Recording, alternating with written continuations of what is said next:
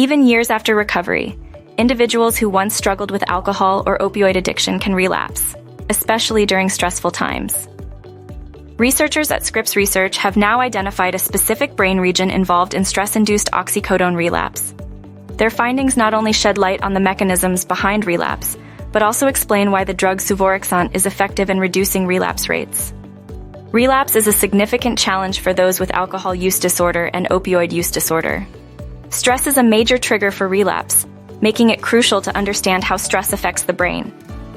According to Scripps Research Associate Professor Remy Martin-Fardin, PhD, having a better understanding of the regions in the brain responsible for this kind of relapse is incredibly important as we develop treatments for alcohol use disorder and opioid use disorder. The researchers focused on the posterior paraventricular nucleus of the thalamus, or pPVT, a brain region previously linked to stress, eating, and drinking behaviors. By targeting this specific area, they aim to uncover its role in stress-induced oxycodone relapse. The study involved opioid-dependent rats that had been abstinent for at least 8 days, providing a controlled environment to test the effects of Suvorexant on relapse behavior. Suvorexant, also known as Belsomra, is a drug that blocks the neuronal signaling chemical orexin. Previous studies by Martin-Fardin's team showed that Suvorexant reduced alcohol and oxycodone relapse when administered orally. However, orexin acts on multiple brain regions, prompting researchers to investigate which specific areas were responsible for Suvorexant's effects. By focusing on the pPVT, they aim to isolate the drug's impact on stress-induced relapse.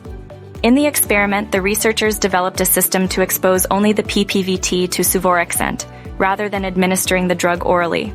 This targeted approach allowed them to observe the specific effects of Suvorexant on the pPVT. Opioid-dependent rats were exposed to stress, and then given Suvorexant in the pPVT. The results were striking. The treated rats pressed the opioid-delivering lever less than half as many times as untreated rats, indicating a significant reduction in drug-seeking behavior. The findings revealed that Suvorexant's ability to prevent relapse was due to its action on orexin signaling in the pPVT. Our work really points the finger at the pPVT, as well as orexin signaling in that brain region, as being important in stress processing and drug-seeking behavior, said Jessica Illenberger, a postdoctoral research fellow at Scripps Research and first author of the study. Interestingly, Suvorexant did not affect behavior when the rats were given sweetened condensed milk or reintroduced to drug-associated cues, suggesting that different molecular drivers mediate stress-induced oxycodone relapse. The team is now conducting similar experiments to determine whether Suvorexant acts through the pPVT in cases of alcohol dependence. This research brings us one step closer to identifying effective treatments for reducing the risk of relapse in individuals with opioid use disorder and alcohol use disorder. As Illenberger noted, relapse is a huge problem for people with opioid use disorder and alcohol use disorder, and this gets us one step closer to identifying the proper types of treatment to reduce the risk of relapse. By understanding the brain regions and molecular pathways involved in relapse, researchers can develop more targeted and effective therapies, offering hope to millions affected by these disorders.